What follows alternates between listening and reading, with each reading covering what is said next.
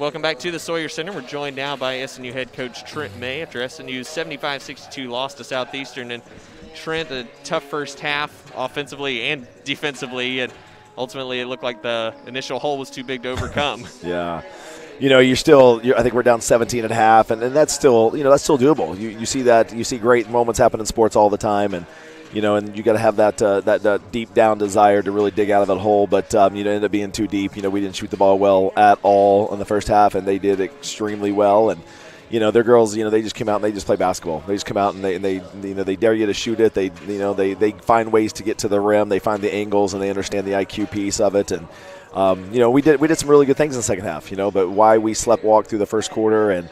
That's just. I wish if every coach in America knew why that their teams weren't ready to play, then that would be you'd be a bestseller and Nobel Peace Prize and all that stuff. But it just it was just a little bit too late. We had our moments down the stretch, and it's just that one little thing. I think we were down. I think we were up 7 points. We had a chance to cut it to 5, and you can correct me if I'm wrong. And then just one little, just we fell asleep and you're not guarding the ball, and they spin and they get a layup, and it's just those little things right there when you're trying to make a run. Those little momentum killers, man. And then the threes that we kept saying, you cannot help off the big girl. You cannot help off. You cannot help off. You got to be there to recover. And so, and what does she do? She just wants to catch. And so it's great. They leave her on the backside wide open. And so we go to help. And when we did need to. But good players make good plays. And so she misses that. Good for us. But good players. She's wide open. She catches that in rhythm and knocks it down. And that's just those are just takes wind right out of the sails in those moments. In the second half, did you feel like that you were getting better looks at the basket, or just a simple? Well, I think for whatever reason we woke up. It's one of those things as a coach when you hear it was a good warm up. It almost goes why we should have good warm ups, right? Warm ups before games should be good.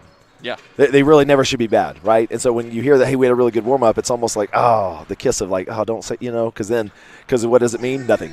Right. Warm-ups, you should be ready to go, and you should be getting yourself, ready to play and your body warmed up and that kind of stuff and having some good energy and, just get a light sweat about you. And then we start the game, and it looked like that we hadn't played basketball in a month. And so, again, trying to figure that out. And, you ask questions, but there's no answers. You have to come up with the answers, and you have to come up with the questions and the answers because no one's willing. No one had anything to say. Accountability and pride go a long way, and there was none of that in the first half. And then finally we woke up for whatever reason, started, making some busts. We shot really well in the second half. So why not the first 10 minutes? Great question. Film will be able to be an indicator, but it's also the mental aspect. You got to get yourself mentally ready to play. Warm up, light sweat, body feeling good, but that mind has to coincide with that. Absolutely. Your freshman, Peyton Jones, Georgia Adams, big minutes, especially for Georgia, her longest run of the season. How do you feel that they? Oh, good, man. It's just no fear. Just going to go out there and play the game, and same thing with Peyton. They're going to find their shots, find ways to do stuff, and they both got to get better defensively, but at least they're fighting, and that's what you want. Especially at that, at those stages when your team's down a lot, who's going to fight for you, who's going to make those plays and those effort plays. Peyton got beat a couple times, but she has some really good steals, got some good denies, got her hands on the ball, and and so it's that's going to come from experience. They're only going to get better at that stuff, But I love the fact that there's no fear, and and so that's what we're looking for. It's everybody wants to play, but there's only certain ones that have the mental aspect that can really turn it on when it counts, and it's so hopefully we'll come back tomorrow and practice. Hopefully we'll compete in that and get ready for Saturday. You want to put this behind you, but you want to learn from it and not dwell on it and not hang your head too far because again you have the Southeastern did not have a good game prior to tonight. They played East Central, didn't score well, bad night for them, and then they come out, and that's what good teams do. You have a bad night, you don't have a run of them. You change it the very next game out, and they definitely made sure that they weren't going to have two bad games in a row. Our thing is, with our white jerseys and our home court, we had nothing to say about it until it was too late. Mm-hmm. Now you have Southwestern on the road on Saturday in the season opener. Again, had just 7. Excited to see what you can do against Southwestern. Every time we play them, it comes down to one thing: can you take care of the ball? Yep. And then that'll be again going who has the IQ and the mental piece to be able to pass the ball to their teammates.